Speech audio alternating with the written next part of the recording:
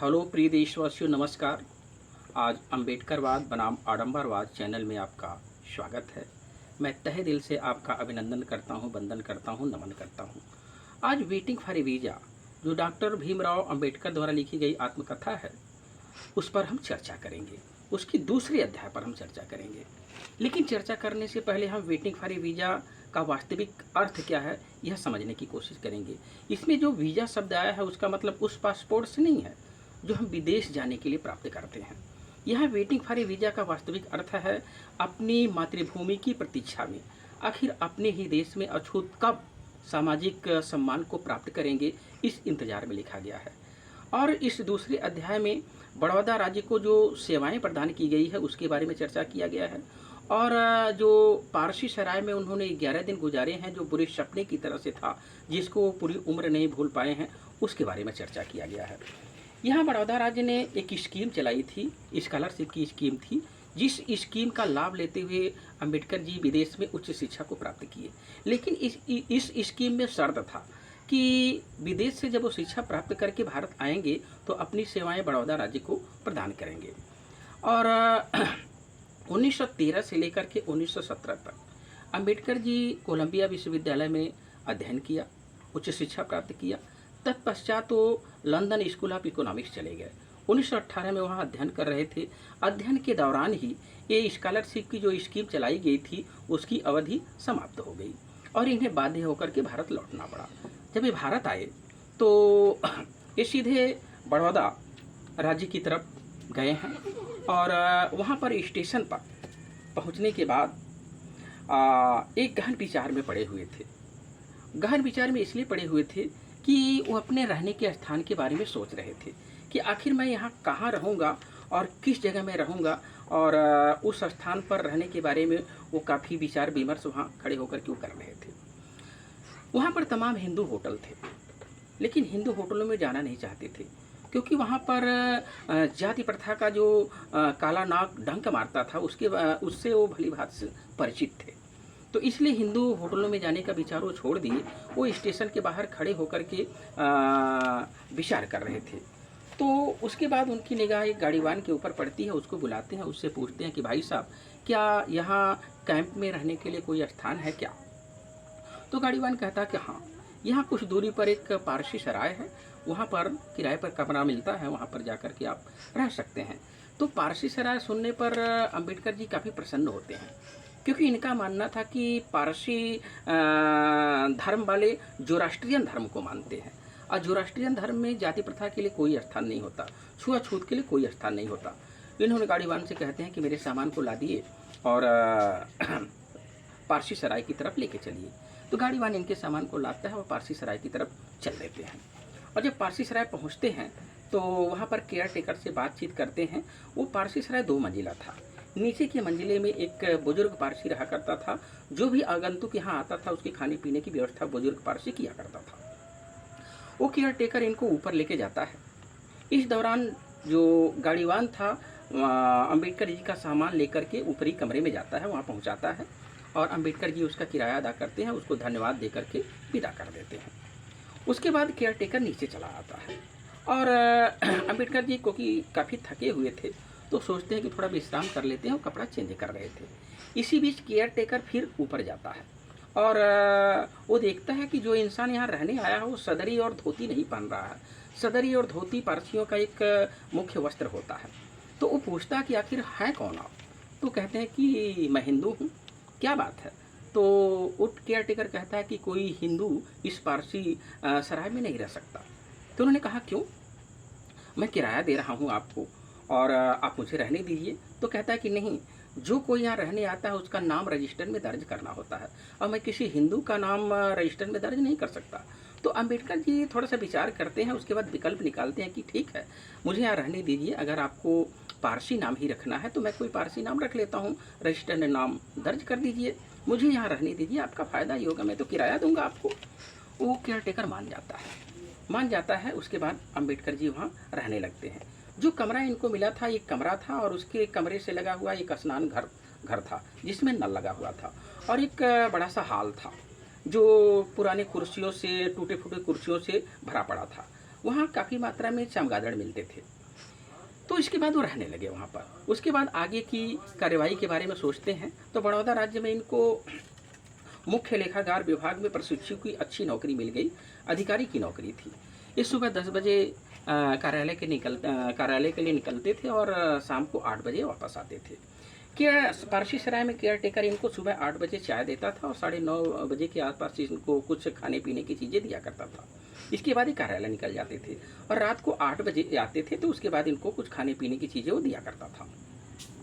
और एक छोटा सा केयर टेकर इनको एक छोटा सा दीपक दिया था, जिसकी रोशनी बहुत दूर तक तो नहीं जाती थी, कुछ इंच तक जाती थी, लेकिन क्या करें, बाध्य थे वहाँ रहने के लिए, वो रहते थे वहाँ पर। इनका जो पारसी सराय में जो समय गुजरा है काफ़ी तन्हाई में गुजरा है। जब इनका समय तन्हाई में गुजरने लगा तो इन्होंने किताबों का सहारा लिया और किताबों में अपना समय व्यतीत करने लगे। वहाँ के लिए मैंने एक प्रसंग लिखा है, राहों में राही ना मिला, राहों में राही ना मिला तो दिल से दोस्ती कर ली, तन्हाई में कोई ना मिला तो किताबों से दोस्ती कर ली। ऐसे ही इनका समय गुजरता रहा। और ये मानते थे कि पारसी सराय वाले पारसी धर्म को जो मानते हैं, ये जाति प्रथा में विश्वास नहीं करते। लेकिन इनके दिमाग में एक डर था कि मैं नाम बदल के रह रहा हूँ यहाँ पर, कभी भी सच्चाई उजागर होने पर समस्या बढ़ सकती है। और ऐसा ही हुआ। लेकिन इसके बीच अंबेडकर जी के बहन का बड़ा लड़का, जो कुछ सामान इनका मुंबई में छूटा हुआ था, उसको पहुँचाने के लिए वहाँ जाता है। वहाँ के हालात को देख करके फूट फूट कर रोने लगता है कि मेरे मामा जी कितने बुरे हालात में हैं। अंबेडकर जी उसको समझाते हैं, कहते हैं देखो, मैंने सरकारी बंगले के लिए आवेदन कर दिया है, जैसे ही मुझे सरकारी बंगला मिल जाएगा मैं यहाँ से निकल जाऊँगा, कोई परमानेंटली यहाँ रहना तो है नहीं। इतना समझा बुझा करके उसको मुंबई के लिए प्रस्थान करा देते हैं, उसको विदा कर देते हैं, वो चला जाता है। इसके बाद जब उस सराय में रह रहे थे तो एक दिन की बात है, सराय में रहते हुए इनका 11वां दिन था। इस सुबह तैयार होकर के जब ऑफिस जाने के लिए तैयार होते हैं तो अंबेडकर जी सुनते हैं कि सीढ़ी के ऊपर कुछ व्यक्तियों की आने की आवाज़ आती है, उनकी पदचिन्हों की आवाज़ आती है। तो अंबेडकर जी सोचते हैं कि कोई आगंतुक आया है, चलो कोई साथी मिल जाएगा, बातचीत करने के लिए तन्हाई में समय कटता रहेगा।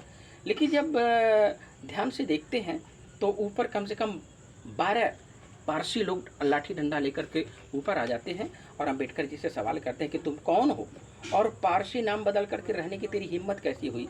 यहाँ तक कि बदमाश दुष्ट उन्होंने कहा, अशोभनीय शब्दों का इस्तेमाल किया। अंबेडकर जी समय के हालात को समझ गए, अगर यहाँ पे बोलते तो मारे जाते, तो उन्होंने वो शांत रहे। ये लोग अशोभनीय शब्दों का इस्तेमाल करते रहे।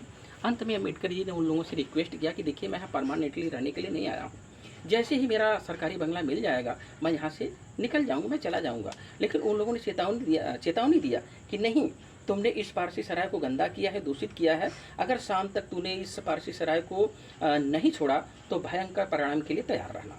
अंबेडकर जी मान जाते हैं। उसके बाद कार्यालय जाते हैं। कार्यालय जाने के बाद अपने मित्रों से थोड़ा सलाह मशविरा करते हैं, जो यहाँ पारसी सराय में हुआ उस घटना को वहाँ जिक्र करते हैं। तो पारसी सराय में जो घटना घटी है उसके बारे में जब जिक्र करते हैं तो वहाँ पर उनके जो साथी थे वो सलाह देते हैं कि देखिए, बड़ौदा राज्य में अगर कोई आपका मित्र है तो उसके यहाँ ठहर लीजिए जब तक आपको सरकारी बंगला नहीं मिलता है। तो बड़ौदा राज्य में इनके 2 मित्र थे। हालांकि कोई अछूत मित्र नहीं था, एक ब्राह्मण था और एक ईसाई था जो इनके साथ विदेश में पढ़ा था। तो ये ब्राह्मण मित्र के यहाँ जाते हैं और कहते हैं कि भाई साहब, जब तक मुझे सरकारी बंगला नहीं मिल जाता है तब तक मुझे आप अपने यहाँ ठहरने दीजिए। वो कहता है कि देखिए, आप अछूत हैं, अगर मेरे यहाँ ठहरते हैं तो मेरे नौकर चले जाएंगे। अंबेडकर जी उसका आशा समझ जाते हैं, वापस लौट जाते हैं। उसके बाद ईसाई मित्र की तरफ अपना रुख करते हैं। हालांकि ईसाई मित्र इनको पहले आमंत्रित किया था लेकिन ये गए नहीं थे, लेकिन अब हालात आ गए हैं, जाने के लिए तो जाते हैं। उससे रिक्वेस्ट करते हैं ईसाई मित्र से, जाके कहते हैं कि देखिए भाई साहब, मेरे साथ ऐसे ऐसे हालात हैं, अगर जब तक मुझे सरकारी बंगला नहीं मिल जाता है तब तक मुझे रहने के लिए यहाँ पर ठिकाना दे दीजिए। तो कहता है क्या है कि मेरी वाइफ कल आने वाली है और कट्टर ब्राह्मण है, अगर वो आ जाती है, आपको अनुमति दे देती है तो आप रहिएगा। इसका आशा अंबेडकर जी समझ जाते हैं कि अगर इसकी वाइफ कट्टर ब्राह्मण है तो एक अछूत को अपने घर में जगह नहीं देगी। तो उसका आशा समझ करके वहाँ से वापस लौट आते हैं। उसके बाद वो तय कर लेते हैं कि अब मुझे इस बड़ौदा राज्य में रहना नहीं है। लेकिन वो पारसी सराय में जाना भी नहीं चाहते थे। तो वो शाम को 5 बजे निकले थे और रात को 9 बजे ट्रेन थी। 9 बजे उनको ट्रेन पकड़ के मुंबई आना था। लेकिन 5 बजे से 8 बजे के बीच का जो समय था वो कहाँ गुजारेंगे इसके बारे में सोच रहे थे। तो उनको एक बेहतर विकल्प मिलता है, वो एक सरकारी बाग में चले जाते हैं। सरकारी बाग में बैठ कर के वहाँ पर जो उनके साथ हो रहा था, सामाजिक दुर्व्यवस्था जो फैली हुई थी देश में, उसके बारे में गहन विचार कर रहे थे। उसके बारे में विचार करते हुए यहाँ पे प्रसंग उठा है कि देशवासियों ने मुझे तिरस्कार दिया तो विदेशियों ने प्यार दिया, देशवासियों ने मुझे मुश्किल दिया तो विदेशियों ने महफिल दिया। यहाँ पर एक और प्रसंग उठता है कि मुझे अपनों ने लूटा, मुझे अपनों ने लूटा, गैरों में कहाँ दम था, मेरी किश्ती वहीं डूबी जहाँ पानी ही कम था। तो अपने देश की इस जातिगत व्यवस्था के ऊपर गहन विचार करते हुए अम्बेडकर जी उस बाग में कसम खाते हैं, प्रतिज्ञा करते हैं कि जब तक मैं जिंदा रहूँगा जाति प्रथा के खिलाफ मैं लड़ता रहूँगा, और लड़ते रहे। उसके बाद करीब करीब जब 8 बजता है तो उस बाग से निकलते हैं और पारसी सराय जाते हैं अपने सामान को लेने के लिए। वहाँ जाते हैं, अपने सामान की पैकिंग करते हैं और 11 दिन जो वहाँ पे वो रहे हैं, केयर टेकर को उसका किराया देते हैं कि न केयर टेकर उनसे बात करता है, न एक केयर टेकर से बात करते हैं। उसके बाद अपने सामान को पैकिंग करते हुए वहाँ से निकल आते हैं और ये बताते हैं कि जब जब मुझे उस पारसी सराय की घटना याद आती है, मैं फूट फूट करके रोता हूँ। और इन्होंने ज़िंदगी भर जाति प्रथा के खिलाफ संघर्ष करते रहे। और यहाँ पर उनके लिए एक प्रसंग आया है, मैंने लिखा है कि जिस तरह ज़िंदगी चलाने के लिए सांस की ज़रूरत होती है, जिस तरह ज़िंदगी चलाने के लिए सांस की ज़रूरत होती है, उसी तरह देश चलाने के लिए संविधान की ज़रूरत होती है। तो यहाँ पर मैं अपने देशवासियों से अपील करना चाहूँगा कि आज हमारा संविधान खतरे में है, कल चुनाव का अंतिम चरण है। लोकतंत्र की ताकत से आप संविधान को बचाने की कोशिश करिएगा, क्योंकि लोकतंत्र की असली ताकत जनता में निहित होता है। मैं इन्हीं शब्दों के साथ अपनी वाणी को विराम देता हूँ और बुद्धं शरणं गच्छामि, धम्मं शरणं गच्छामि, संघं शरणं गच्छामि। जय संविधान, जय भीम, जय भारत। नमो बुद्धाय, नमो बुद्धाय, नमो बुद्धाय।